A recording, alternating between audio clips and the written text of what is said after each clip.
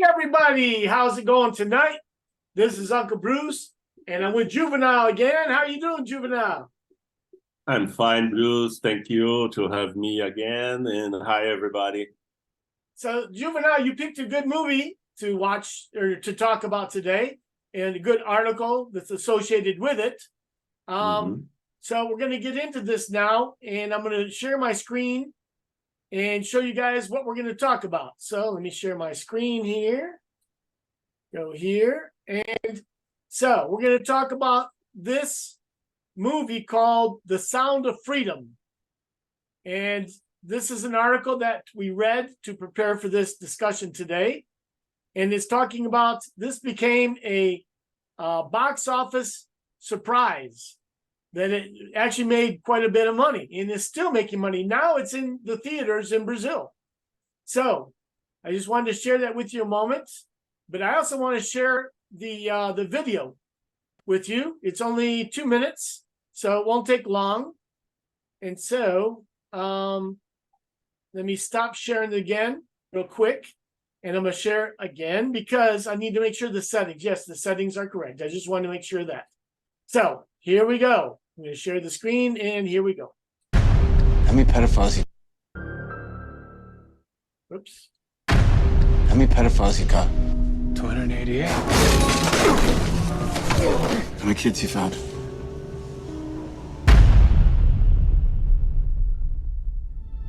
It is the fastest growing international crime network that the world has ever seen. It has already passed the illegal arms trade, and soon it's gonna pass the drug trade. Because you can sell a bag of cocaine one time to a child 5 to 10 times a day. God's children are not for sale. How long you been doing this? 12 years now. How many pedophiles you got? 288. How many kids you found? Timoteo, tú rescatas niños, ¿verdad? ¿Puedes ayudarme a encontrar a mi hermana? Te lo prometo. For Homeland Security, you know we can't go off rescuing Honduran kids in Colombia. Which means she'll disappear for good. Imagine walking into her room right now, seeing an empty bed. What we do? You quit your job, and you go and rescue those kids. So at this moment, she could be a block down the road, or she could be at Moscow, Bangkok, LA. She's a major operator. It's all rebel territory. No one goes in. Not the army, not the police, not us. What if this was your daughter? There's no Marine unit coming. You're on your own. This job tears you to pieces. And this is my one chance to put those pieces back together. When God tells you what to do, you cannot hesitate.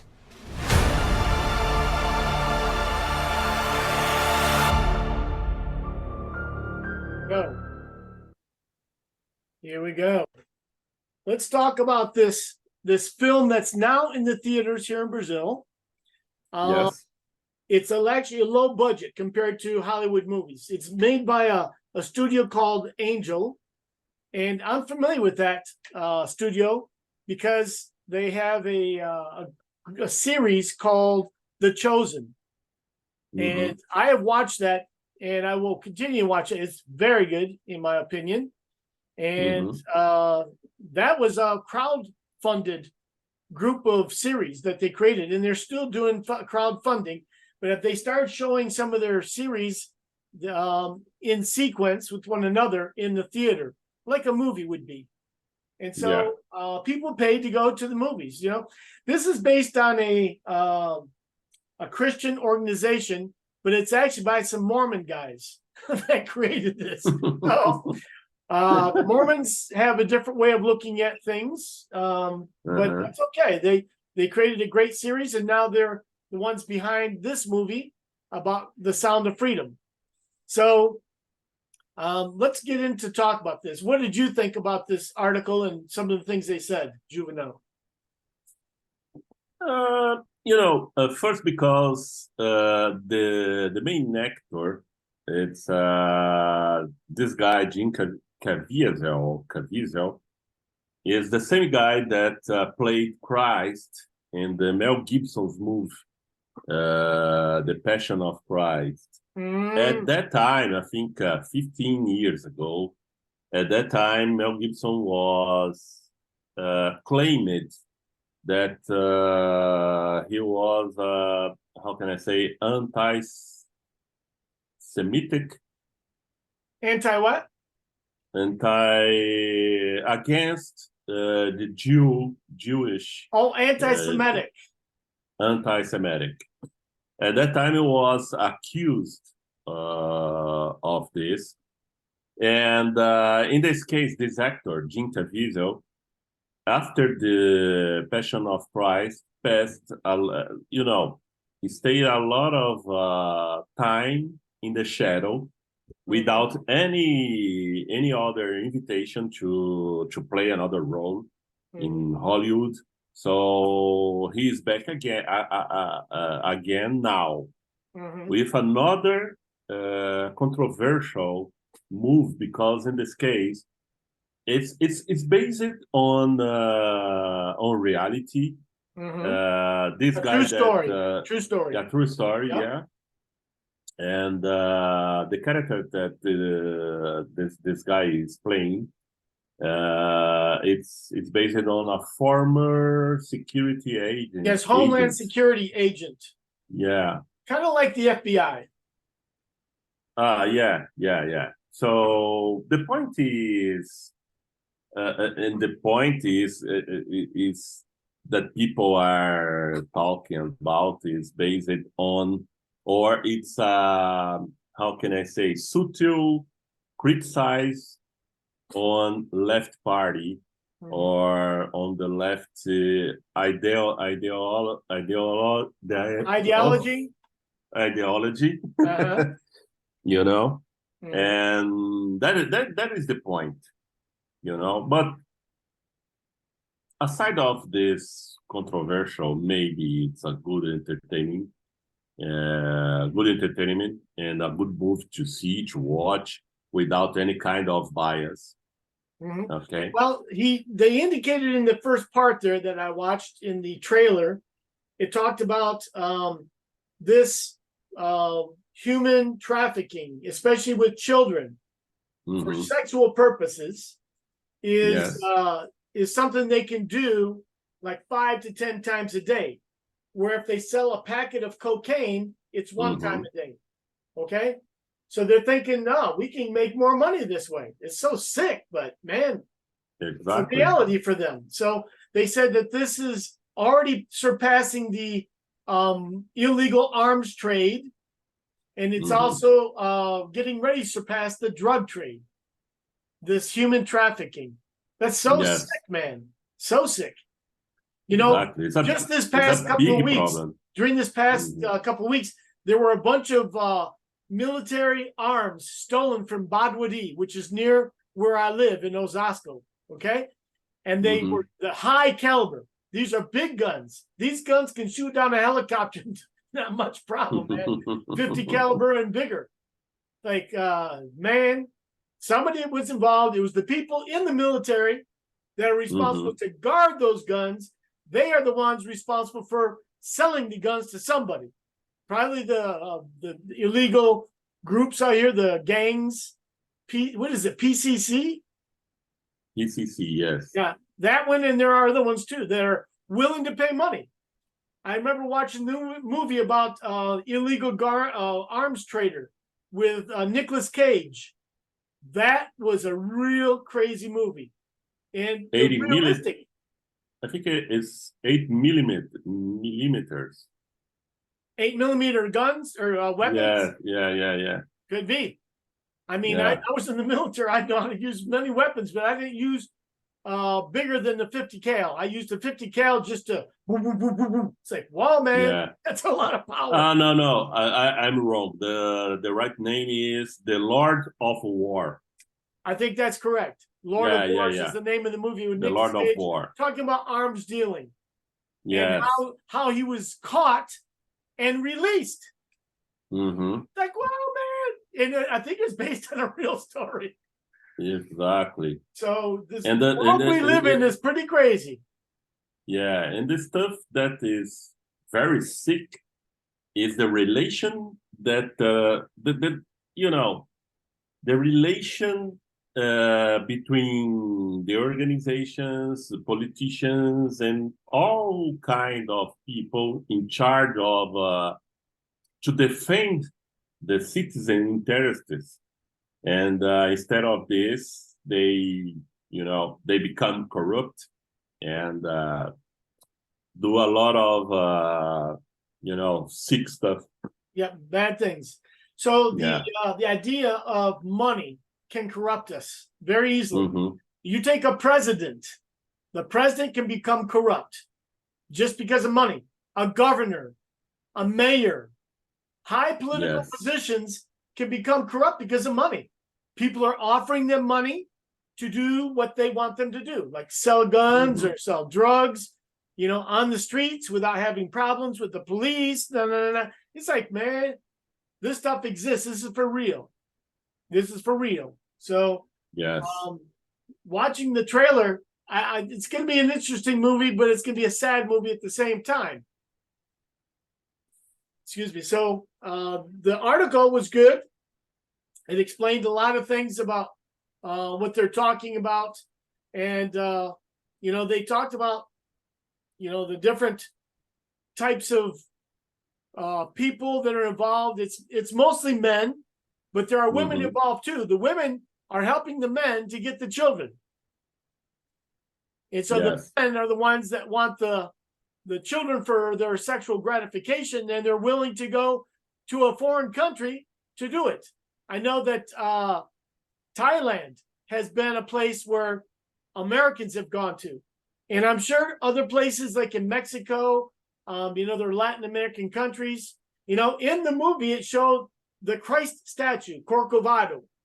And that's indicating that there's going to be part of the movie talking about Brazil. The stuff happens in Brazil. When I watch some bad shows. Okay, I watch Brazil a Gente and what is the other one? Cidade Alerta.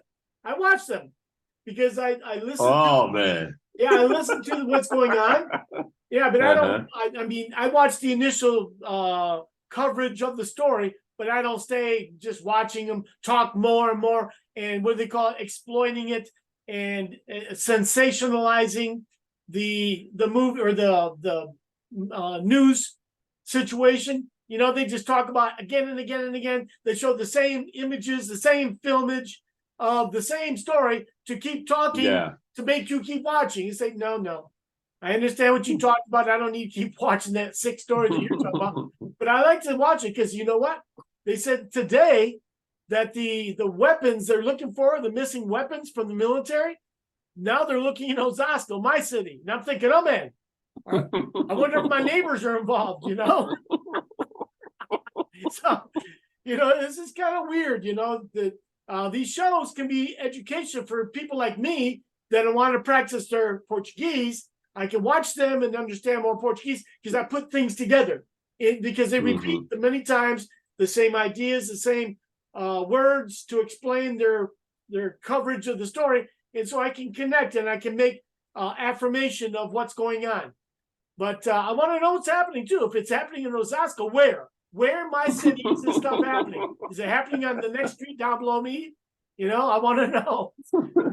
No, but normally, if something happens in our neighborhood, the neighbors talk. The neighbors talk. Yeah. In my neighborhood, the neighbors talk. But it's really weird. I went to another neighborhood in Carapicuíba, which is a neighboring neighborhood of Osasco, because I left my cell phone in the Uber. And actually it was 99. We have 99 here in Osasco and Sao Paulo. And I left it in the car of this guy 99.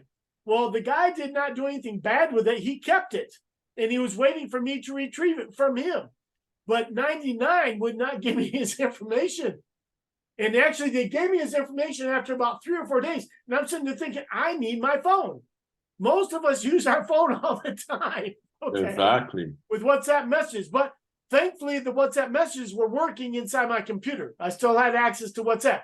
But when I wanted to use Waze to go driving somewhere, I didn't have my phone with my Waze. So all the different tools we use on the mic or in the phone are so important for us these days. So I had to find my phone using my wife's phone because we have iPhones, and my phone was visible to my wife, and it gave the exact address to where my phone was. So I went to this address and I got my phone. But in that neighborhood, I was asking people, do you know this guy? What was his name? I just call him João, okay? Do you know João? No. They said, no. There were people that lived next to him, didn't know him. And he was an okay guy with his wife living there. You know, they were decent people. And the neighbors didn't know them. It's like people don't talk to the other people on those streets. Because it was kind of a narrow street going down to where his house was. It was like one car going in and not coming out unless you try to go by the other car. It was a very, very narrow street because in the past it was a favela. Now it's a community that's been developed, but the streets were not planned. Okay, they say, okay, let's build a street down here. You put your house there, I'll put my house there. It's kind of weird the way it works, you know. So I went there and got my phone, but I was sitting there thinking, man, I don't think I want to live here. But this is where these people live. You know, that's what they have. So I'm thankful I don't live in a place like that, but I respect the fact that they have their lives there, they live there, and I'm okay. But it's a different situation for me. So I prefer to live where I live. And the people, if something happens in my neighborhood, the people are going to talk. Okay, yeah, did you hear? Did you know? Okay, that's the way it is in my neighborhood. I don't know how it is in your area, because you said you live in an apartment. Do people in your apartment know each other? Do you know your neighbors? Actually, in this condominium now, we have a group here that we use to have lunch together, to have dinner, to travel together, you know, in couples. So this is the first time, because actually I'm not a big fan to keep, you know, relation with, I'm a little antisocial. I won't say that. You're a little bit reserved,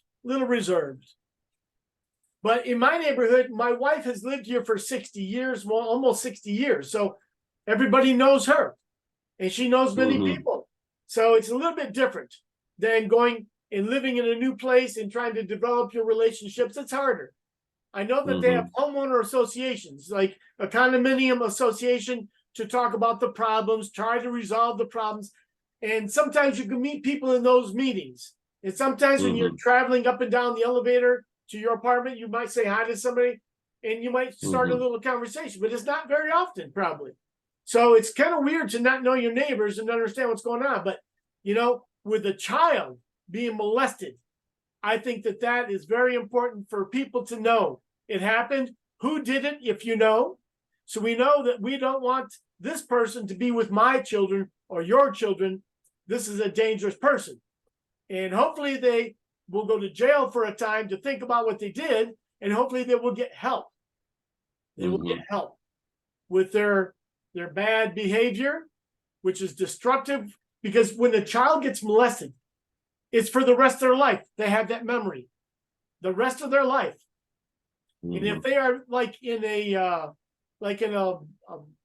prostitution house, a child, which, you know, happens because, you know, some men want to be with little girls or boys. And so they prefer them and they get them because the people who run the prostitution house see money and they try to help them get what they want, and they make more money, but they destroy that person's life, that child's life. They destroy it. Yeah. And so this movie, this article is about this movie, how it became so successful, because this topic needs to be talked about. It needs to be talked about to help the children and to help the pedophile. The pedophile many times was also abused as a child. And so it's a Right. perpetual cycle. It's a perpetual Exactly. cycle. And so I go to a group that helps us to overcome these situations. Okay. And it's in the church, but you don't need to be a church member to go. It's to help people. Exactly. I go for anger management. Exactly. for I think this. it's a duty for any kind of citizen, to be alert about this kind of stuff. Yes. It's so sad, and it used to be a big problem in Brazil. I don't know if it is. Well, or I if perceive that it's been a problem in Brazil for a long time, but nobody did anything about it. Nobody's talked about it because it's very embarrassing to talk about being abused as a child. The group that I go to, people talk about it. They talk about being abused and how it's affected their lives. I hear testimonies all the time about how a woman, a man was abused when they were a child. Man, that stays with us forever. But we can overcome that. We can overcome that. We can forgive them, the people who did that to us. Many times it's a close friend of the family or a family member, like an uncle, cousin, a mother, or not a mother, mostly father might abuse the child. So it's a sick society we live in. And I think that's been a problem in Brazil for a long time, but nobody talked about it. I know that there was a woman that testified about the fact that she was raped by her father and her sisters were raped by her father. She became pregnant by her father. So she had her brother.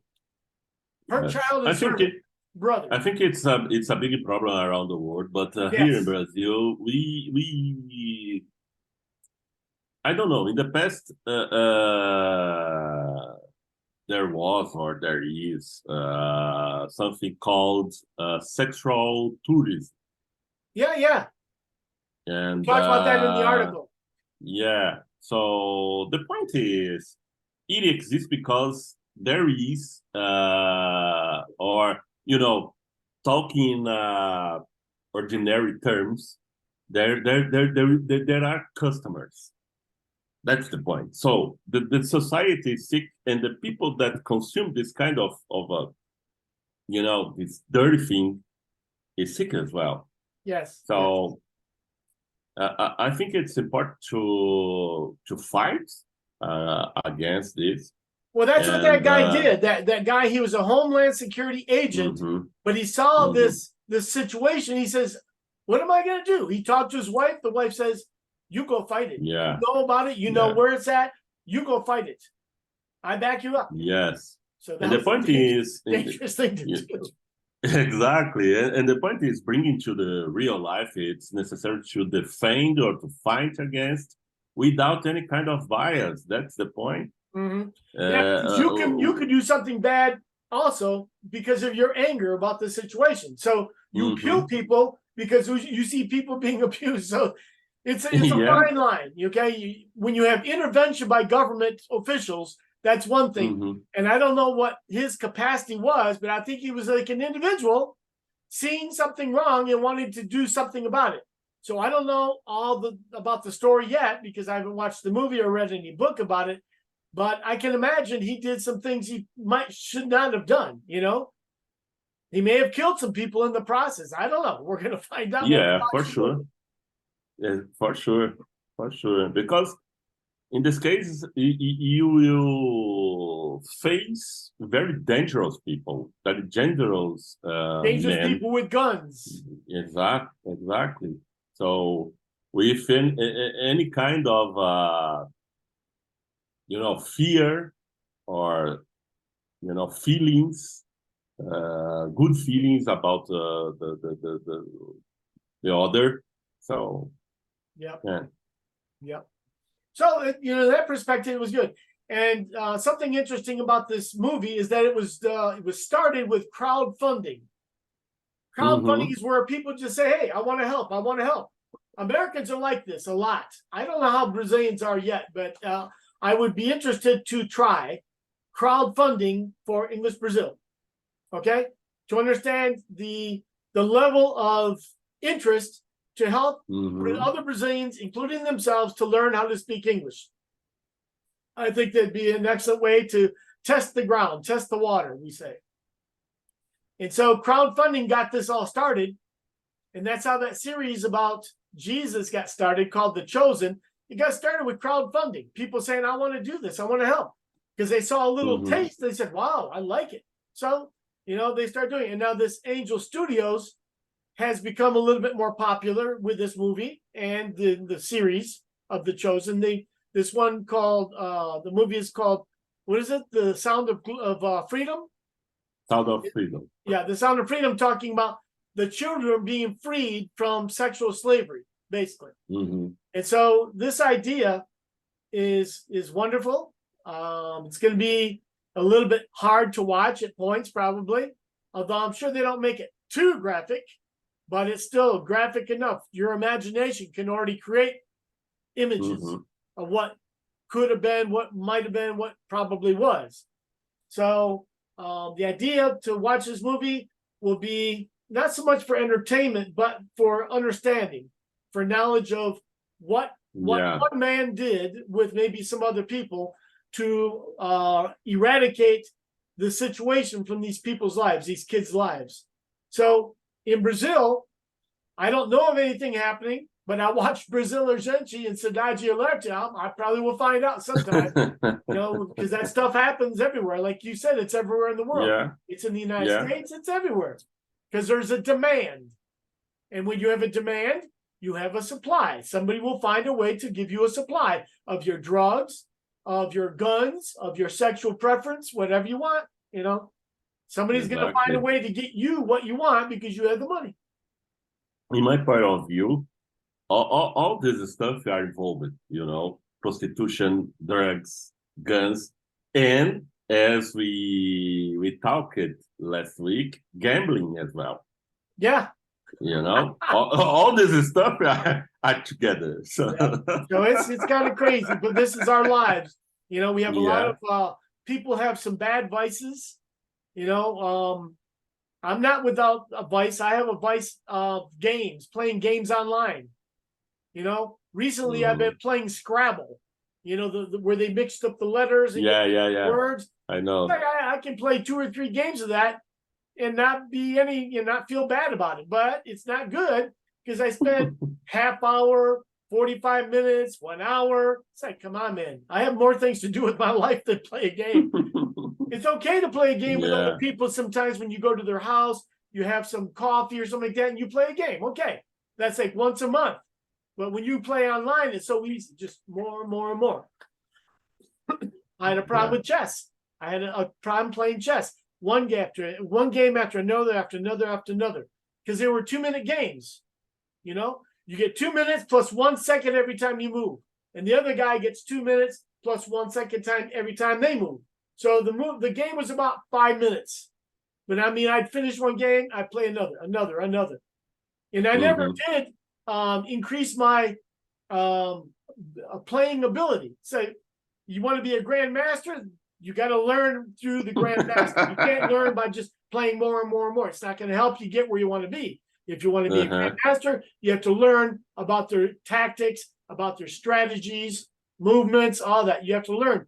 And why do this and not do these other things? So anyway, that's another topic for another day. Exactly. So it was really good to talk about this. Like I said, I think it's something necessary to talk about. Yes.